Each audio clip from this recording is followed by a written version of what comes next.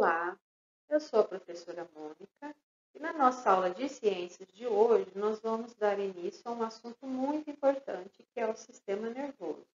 E vamos também falar de uma célula muito especial que são os neurônios. Você já se percebeu com o coração acelerado quando você espera ansiosamente o início de algum evento ou espera uma pessoa? Ou também já se surpreendeu com a velocidade com que você toma alguma decisão na prática de um esporte, ou que você puxa a sua mão que se aproxima de uma superfície quente antes mesmo de se queimar? Então, para que todas as partes do nosso organismo atuem de forma conjunta, é necessária a atuação de sistemas de coordenação, o sistema nervoso e o sistema endócrino. Agora vamos pensar quais são os sistemas envolvidos para realizar uma simples tarefa, como atravessar a rua. Então, olhamos de um lado para o outro para ver a aproximação de carros, ouvimos o som, se existe ou não essa aproximação, calculamos a velocidade com que vamos movimentar as nossas pernas, se rápido ou devagar, para dar tempo de atravessar a rua. Também mantemos o equilíbrio do nosso corpo. Além disso, fazemos cálculos de profundidade para descer um degrau ou subir um degrau.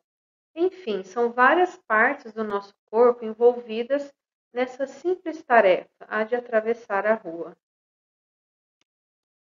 Os órgãos dos sentidos levam as informações do ambiente externo até o sistema nervoso, que as interpreta e comanda uma resposta em uma velocidade impressionante. Mas não é apenas nessas situações que o sistema nervoso funciona. Ele coordena todas as atividades do organismo, como os batimentos cardíacos, a respiração, a digestão, entre outros, o tempo todo. Podemos perceber o ambiente vendo, ouvindo, cheirando, apalpando, sentindo sabores. Recebemos informações sobre o meio que nos cerca através dos 5 sentidos: audição, visão, tato, olfato e gustação. No nosso cérebro, as interpretamos, seja como sinais de perigo, sensações agradáveis ou desagradáveis. Depois dessa interpretação, respondemos aos estímulos do ambiente interagindo com ele. Os sentidos fazem parte do sistema sensorial, responsável por enviar as informações obtidas para o sistema nervoso central, que, por sua vez, analisa e processa a informação recebida. Aqui na imagem ao lado, nós temos as áreas do cérebro onde se concentra esses 5 sentidos, que são o tato, o olfato, a audição, a gustação e a visão. Vamos falar um pouquinho dos 5 sentidos. Então, a visão, o órgão responsável pela visão são os olhos. Então, nos olhos, nós temos aí sistema de informação, que são os nervos, né, os neurônios, que mandam informação do meio ambiente para uma certa área do cérebro, onde ocorre a interpretação, e depois dessa interpretação, ele nos envia uma resposta, onde nós vemos uma imagem. Então, através dos olhos, nós podemos visualizar, né, os ambientes, as cores, as pessoas, os objetos, entre outras coisas que a visão nos permite. Aqui nós temos o olfato, então o órgão responsável é o nariz. Então, no nariz nós temos sensores de olfato que se ligam diretamente ao cérebro, onde ocorre o mesmo sistema de interpretação.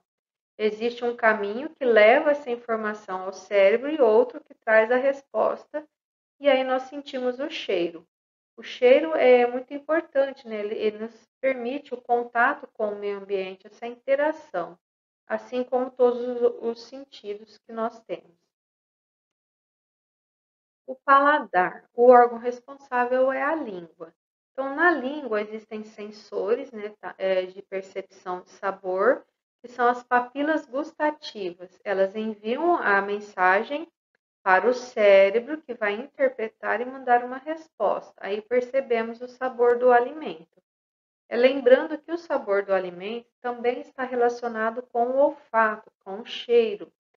Tanto que quando o nariz da gente está entupido, nós não percebemos muito bem o sabor do alimento.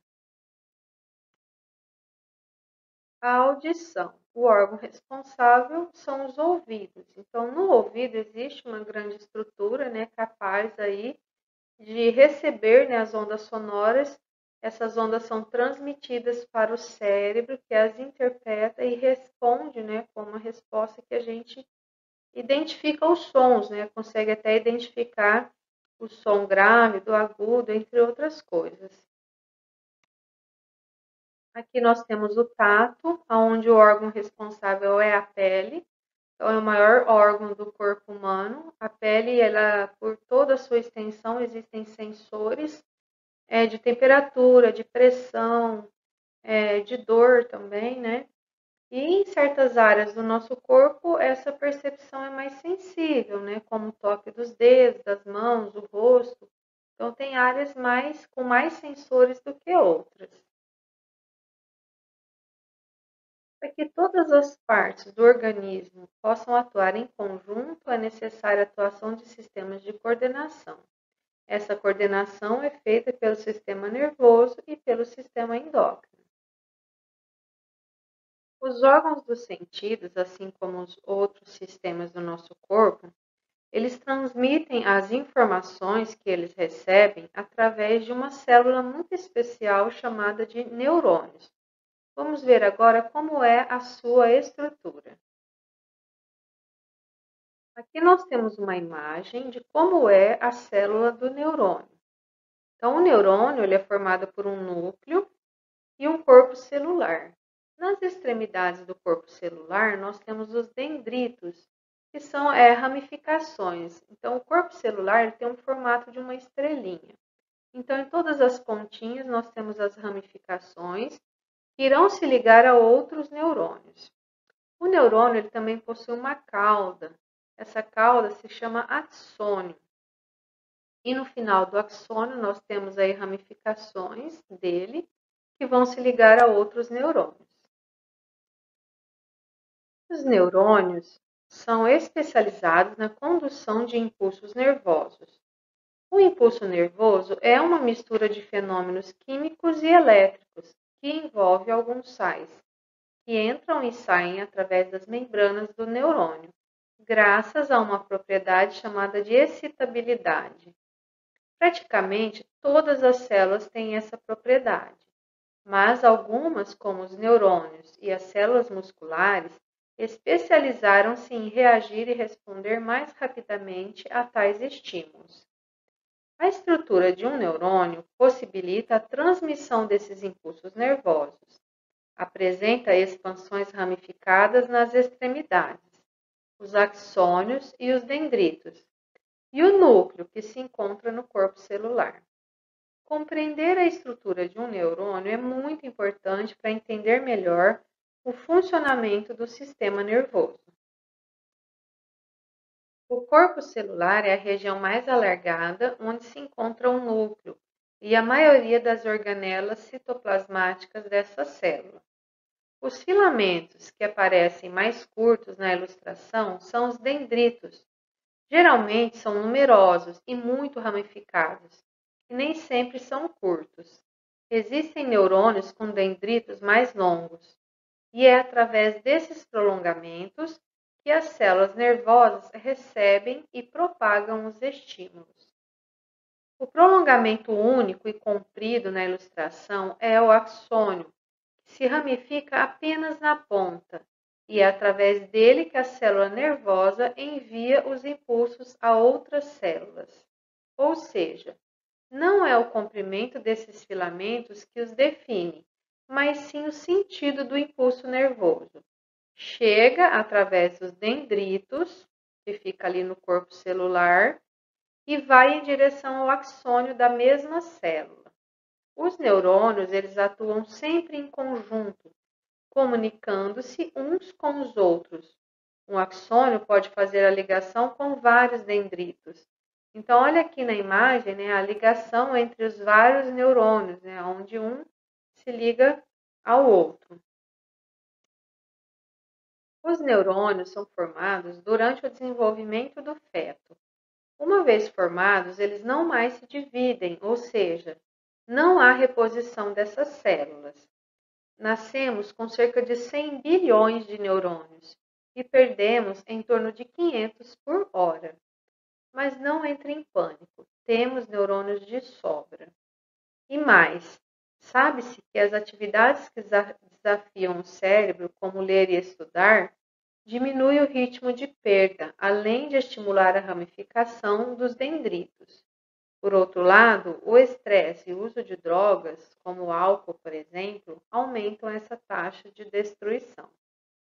Durante muito tempo, acreditou-se que, uma vez formados, os neurônios não mais se dividiam e, portanto, não seriam repostos se fossem destruídos por qualquer motivo.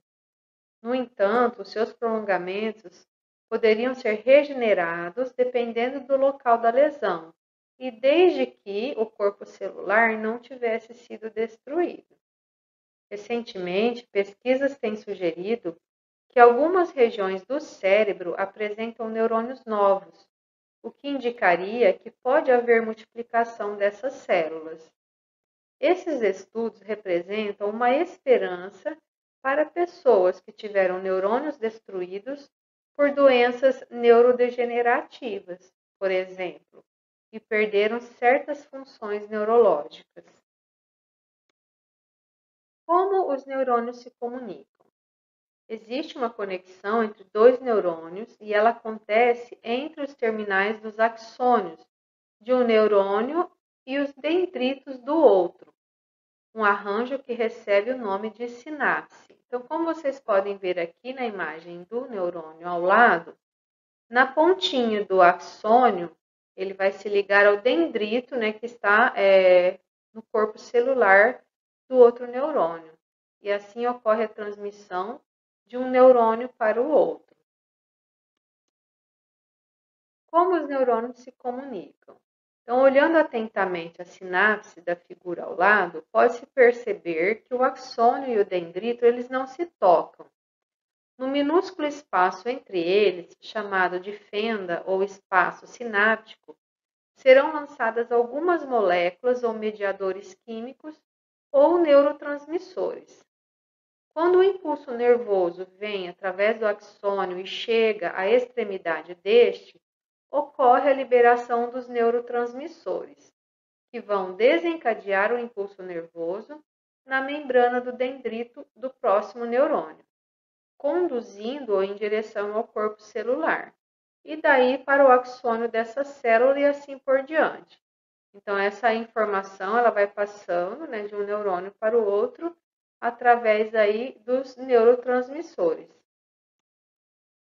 Aqui nessa imagem, nós temos em destaque essa fenda sináptica, o encontro aí do axônio com o dendrito, onde são lançadas as substâncias que são os neurotransmissores.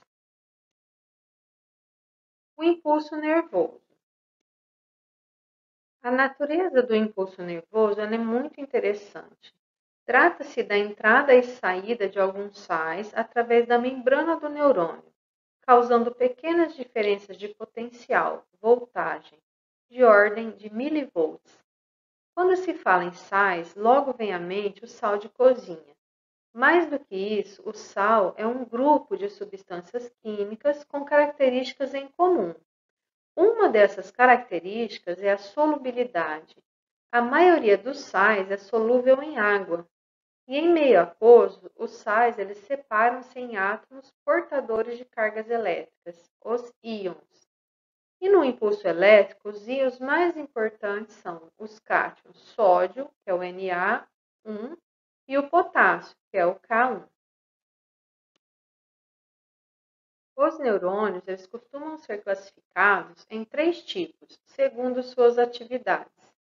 Neurônios sensoriais ou sensitivos, que transmitem os impulsos nervosos de receptores sensoriais, como as terminações da pele ou dos outros órgãos do sentido, em direção a outros neurônios.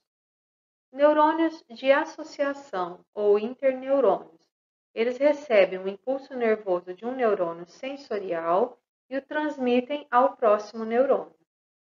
Neurônios motores ou efetores transmitem o impulso elétrico às células que realizarão a resposta motora, como os músculos, contração tanto da musculatura lisa quanto da musculatura esquelética, ou as glândulas, que produzem a secreção de produtos como a saliva ou o suor.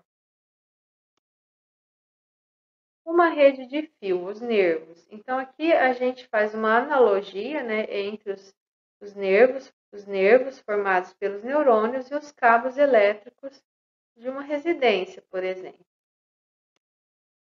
Os prolongamentos dos neurônios se organizam a centenas em feixes, chamados de nervos, que lembram o mesmo arranjo observado no conduíte.